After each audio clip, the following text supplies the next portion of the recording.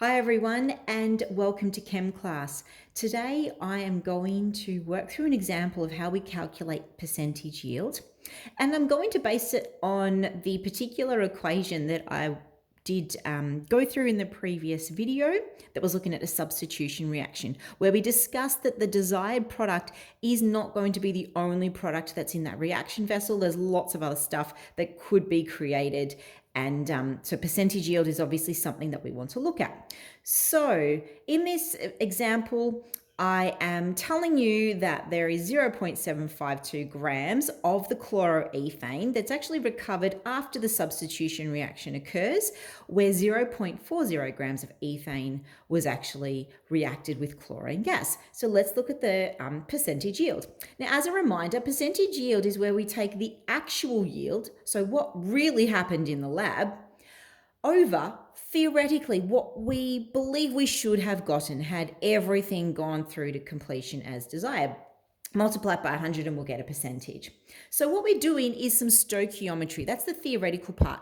The stoichiometry is taking what went in and then looking at our mole ratio and trying to work out what we should have gotten if everything went according to plan. So the first thing we do, like any stoichiometry, is we are going to calculate the number of moles of the ethane that actually went into the reaction vessel. So that's the 0.450.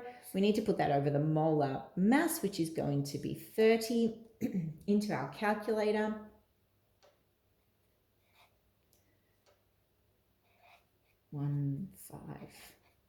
Okay, so that's how many moles of ethane has gone into the reaction vessel. We needed the equations so that we could see that it was a 1-to-1 ratio to our desired product that we're questioning. And so I can use notation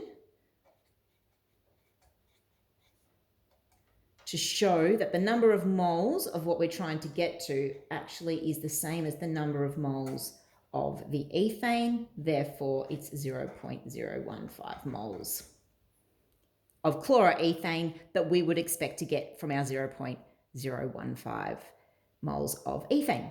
Okay, so if that's the amount of moles we have, all we need to do now is turn that into what mass of chloroethane would that be. So we need to take our 0.015 and multiply by our molar mass,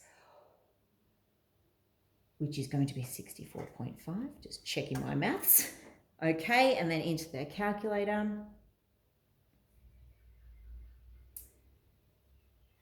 0.9675 grams. We don't need to worry about significant figures here yet because we're not giving the complete answer.